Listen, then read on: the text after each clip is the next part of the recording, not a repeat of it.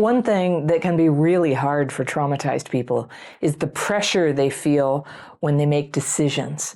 And it's easy to make terrible mistakes if your trauma has control of your thinking. The decisions you make in your life will play a huge role in how your life turns out, who you'll become, how happy you'll be. But all this can be jeopardized because PTSD from childhood can drive you unconsciously toward bad decisions. It can influence who you'll marry, who you'll break up with, where you'll work, where you quit, who your friends are, the way you express yourself when you're angry, and what you think is possible for you in your life. And even though you're working hard to heal and change your life, you'll find yourself sometimes making strange, self-sabotaging decisions. And it feels like you're doing something good when you're doing it. Sometimes the only evidence you have that what you're doing is destructive is that other people will try to warn you. They're like, are you sure about that? I think you're making a mistake. But because of that agitation inside from past experiences, you may have trouble reading your options accurately. Childhood PTSD does that. That's why it can be so tragic.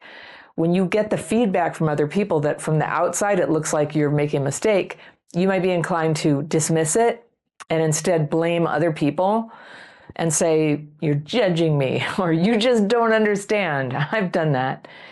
And then you make that self-destructive choice anyway, to move in with somebody that you just met, or go back to someone who treats you badly, or go the other way and choose to isolate yourself, or to storm out of a job you actually liked and needed because your past trauma got triggered and you felt this urgent need to make the feeling stop. Have you done that? These are the decisions that change the course of your life. They cut you off from what you want, and they keep you stuck and in danger of generating even more trauma. And I call these trauma-driven decisions. Now, you thought you were doing the right thing when you're making one of those, but your trauma was distorting your perception. If you've made some decisions that were driven by past trauma, I want to help you change that pattern, to look at how you know that's what you're doing and teach you how to make better decisions going forward, even if you're still in the early stages of healing from what happened to you. A trauma-driven decision is when you choose something important without being in touch with what you actually want, with your own values, or with what is in your best interest. In the moment you have to make that decision and you're thinking, oh no, I'm trapped, or I better just take whatever I can get, or I'm going to end up alone.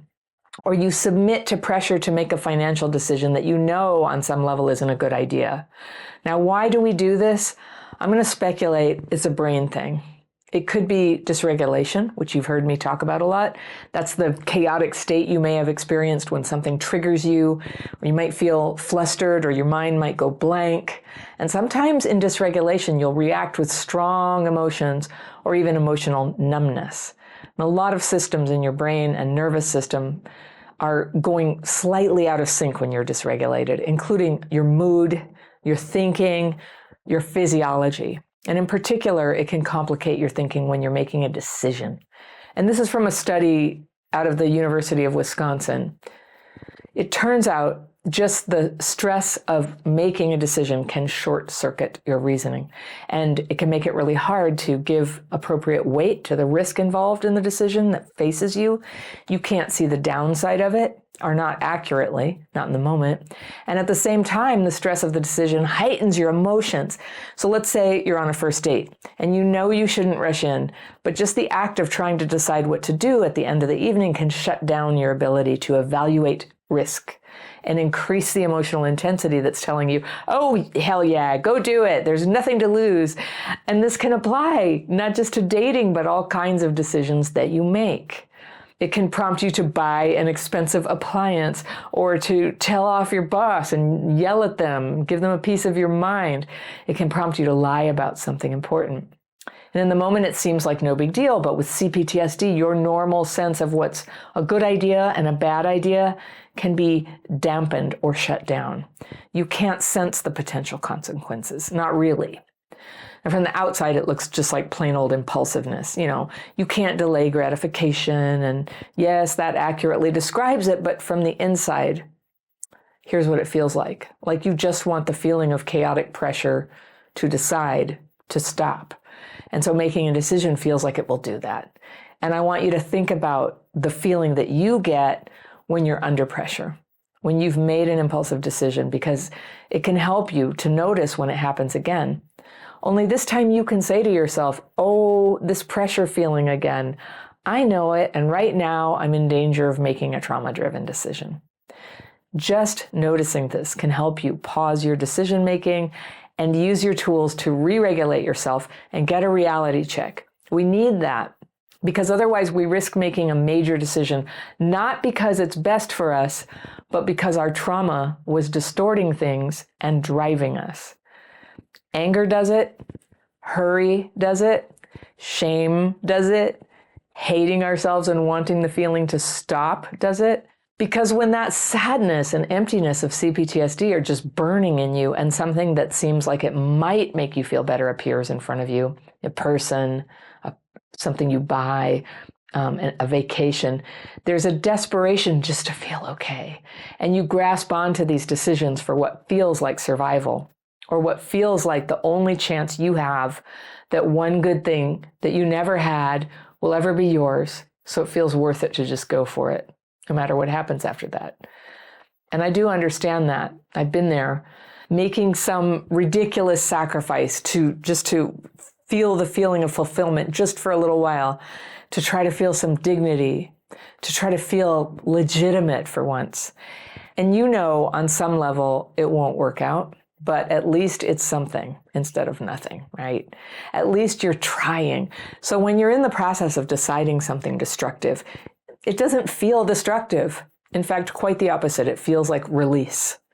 Sometimes the trauma-driven decision is to say terrible things to people. It seems so necessary in the moment. And your trauma thinks, see, everyone does this to me and I've got to stop it. So you say something hurtful or you never speak to them again. And it hurts you more than it hurts other people most of the time. But make no mistake, trauma-driven decisions can hurt other people, especially the ones who depend on you. So let's go over some of the signs that you might be making a trauma-driven decision, and then a series of possible actions you can take to get clearer before you do anything. Ready? All right. 1, you're telling yourself that a situation that you're about to get into may be nowhere near what you actually want, but you're rationalizing an impulsive leap into it by telling yourself that if you don't make this decision, you'll miss out forever. Without this relationship, no one will love you, you think. Or without this job, no other place will hire you.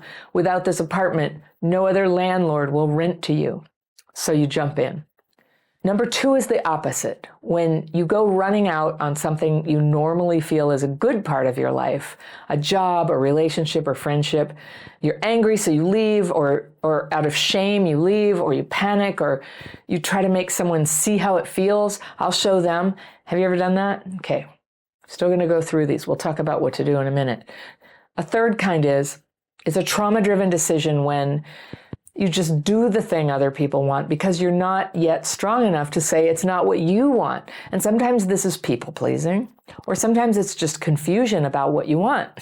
CPTSD can make it hard to hold that knowledge when you're in the presence of other people and what they want. And this can be especially hard if you grew up with a parent who was bullying or abusive and didn't hear you or give you a voice in making decisions for yourself. If you think you don't deserve to have a voice when you're making decisions with someone else, that could be the trauma talking, driving your decision. All right, number 4, you could be making a trauma-driven decision when you find your standards for what's acceptable are going all over the place, namely down. One day you say you won't tolerate something, the next day you have some reason why this time it's okay. And we've all done that. Number 5, you're accepting unacceptable things with the rationale that in the future, you will then start requiring something better. Or in the future, the other person will change. Or in the future, you will change, or you'll have different choices. And this is what I call crap fitting. It's when you fit yourself to crap. You change your expectations so you can tolerate something that would otherwise be intolerable to you. And it's very, very common with CPTSD. Number 6 is when you're thinking about making a tough decision, You find yourself avoiding talking to anyone because you suspect or you know that they'll see right through it and they'll call you out on it. So either you hide or lie or omit little details to avoid their judgment, basically because you're ashamed because you know the decision is not a good one. Okay, so what can you do? Here are 8 things you can do. First, write down what you really want in your life. Don't omit things just because they seem impossible. And keep this as a reference when you're under stress, when you're dysregulated, and when you feel pressure to make a fast decision about something that tempts you toward accepting less than what you want. Read your list. This is what I really want. See if that gives you a course correction. Number 2, slow down your decisions. People with CPTSD just do better when they have time to consider big decisions, especially if emotions like fear or lust or anger are running strong. 3, you can run decisions by a trusted friend or a mentor. And this needs to be someone who has at least some wisdom about life and who has your best interest at heart. That's what a friend is. Number 4, you can do some research on your options. And this is called due diligence. You can get online, you can do some reading, you can ask people who might have faced this decision before, make some phone calls, learn about your options and what are the pros and the cons. Number 5, when someone else is involved in your decision making, you can muster the courage to express your concerns about going forward. And sometimes when magical thinking is happening between 2 people, it only takes one person to say how they really feel or what they fear, and the magic, it vanishes mercifully. And it leaves behind the real part, which is good. Reality is where you want to be and where you want to be making decisions. Number 6 is, if you have to make a big decision alone, you can try thinking of someone in your life, living or dead, who loves you and cares about you, and ask yourself, given what I know today, what would they tell me to do? Or what would a person who doesn't have CPTSD do? Is this something that needs more time for me to figure out whether it's good for me? Is this good for my children? Because what's good for children is good for you. Number 7 is, while you're thinking it through, check in with yourself. Some things you can ask yourself are, is there something I know but I'm trying not to see? Think about the things you really want in life. Are you choosing next steps that will keep these options possible for you? Is there anything you don't like about the choice you're considering? If the things you don't like don't ever change, what would that mean for you? Could that thing get even worse? And number 8, finally, with any choice that worries you, think for a moment if you're still able to make a different choice. With the choice that worries you, visualize what steps you'd take and what it feels like to change your mind. You might not change your mind, but at least the possibility of changing your mind is real to you and doable for you. Think it through. You can see how that feels. One great thing about healing trauma is that you have choices. And that means when you make a mistake, and we all make mistakes, you'll have the ability to see it and do something about it, and then get back on your path quickly. If you struggle with decisions because your mind is scattered or cluttered and anxious, I want to invite you to come try my daily practice techniques. They're free. There are 2 techniques that you can learn and try in an hour to get clarity and calm your thinking. The free course is available to sign up for right now, and you can link to it right there. And I will see you very soon.